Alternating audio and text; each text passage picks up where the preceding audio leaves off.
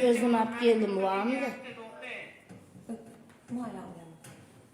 Am gözüm hep geldim o. Kotadı. Soske. Uyumga kirasan ya? Yok, gözüm açıldı, yemin oldum. Qana dedim geldi. O'tirma. Yerga o'tir. Yerga o'tir. Xo'sh. Narsam qolib ketdi dedi. Nima dedi? Narsam qolib ketdi, narsam borida ovoray dedi. Keyin uyga kimdir kelish kerak edi dedi. Yo'q. Kimga dormaysan-u? Qanaqa qaysi telefon? Katta telefon. Men erim qanaqa odam aytib ber. Ondan syomkaga olishni o'chirib. Ha, qanaqa qaysi telefon? Katta telefon. Sizni eringiz. Hop, uyimda nima bor ekan? Kirding. Uyga kirganimdan keyin nima qilyapmiz bu yerda desam, meni keyin hozir to'xtab tur dedi. Keyin baklashkani oldi narsani solib turib chekib turib o'ziga tortdi. Sen ham chekib ko'r, maza qilasanman dedi. Men chekmayman unaqa narsa dedi. 2 marta chekdi, 2 marta chekuvdi. Keyin Seni majbur qiladi. to'xtab tur dedi. Keyin men ketaylik dedim. Nima dedi? Otimimda ko'nglim yo'q dedim, nima ayt. Ashnam aytdi.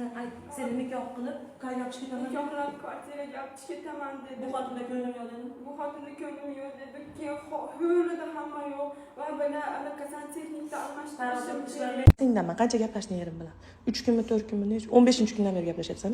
To'g'risini aytsang, qo'limdan quruq ketasan. Qizlar dindan beri. Qanchadan beri? To'g'ri gaplashdim. Qanchadan beri? 15-dekabrdan beri. Gapir. Qanchadan beri gaplashgan yerim bilan? Eshitaman seni.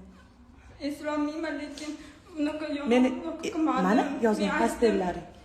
Nikoh sen bilan o'qitami erim? Menga kerak emas nikoh.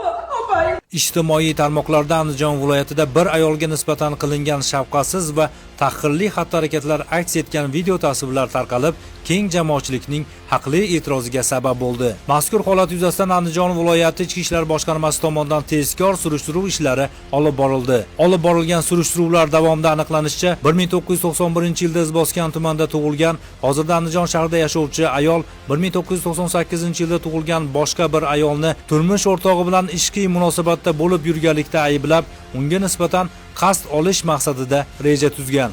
2025-yilning 23-dekabr kuni u davolanib yotgan shifoxonaga 1995, 2004 va 2001-yillarda tug'ilgan tanish ayollar orqali 1998-yilda tug'ilgan ayolni olib keltirib, uni turli nojo'ya harakatlar bilan tahqirlashgan hamda bu jarayonni video tasvirga olishgan. Shundan so'ng 1991-yilda tug'ilgan ayol o'zining oldindan tanishi bo'lgan 1999 va 1998-yillarda tug'ilgan 2 nafar erkakni kasalxonaga chaqirib, ularga mazkur ayolni ovloq joyga olib borib, sochlarini olib tashlashni buyurgan. Buning oqibatida 1998-yilda tug'ilgan ayol erkiga xilof ravishda 5 nafar shaxs tomonidan oq rangli Gentra rusumli avtomashinaga majburiy ravishda o'tkazilib, Andijon tumani Jevachi mahallasi hududidagi xilvat joyga olib borilgan. U yerda 1999-yilda tug'ilgan erkak tomonidan uning sochlari mashinka yordamida olib tashlangan. Mazkur jarayon 1995-yilda tug'ilgan ayol tomonidan video tasvirga olingan va oradan ma'lum vaqt o'tgach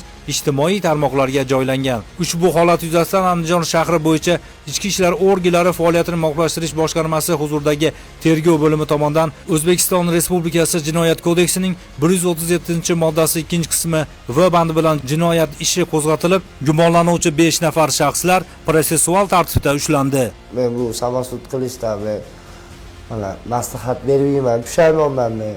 Mana akalar, opalar, yaqinlar hammaga mana gapiryapman. Men pushaymonman bu ishimizdan keyin. Lekin qilgan ishim xatoligini mana bilib turibman. Onam, otam, bolam hozir tez nima qiladi bilmayman.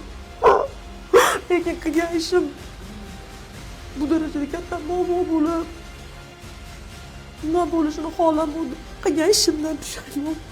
hammadan uzr so'rayman. Hozirda jinoyat ishi yuzasidan dastlabki tergov harakatlari olib borilmoqda. Mazkur jinoyat ishi Andijon viloyati prokuraturasi tomonidan alohida nazoratga olingan. Inson sha'ni va qadr-qimmati qonun bilan himoya qilinadigan eng oliy qadriyatlardan biri. Har qanday shaxsning erkiga qarshi ravishda uni tahqirlash, zo'ravonlik qilish yoki uning obro'-e'tiborini kamsitishga qaratilgan xatti-harakatlar qonun oldida qat'iy javobgarlikka sabab bo'ladi.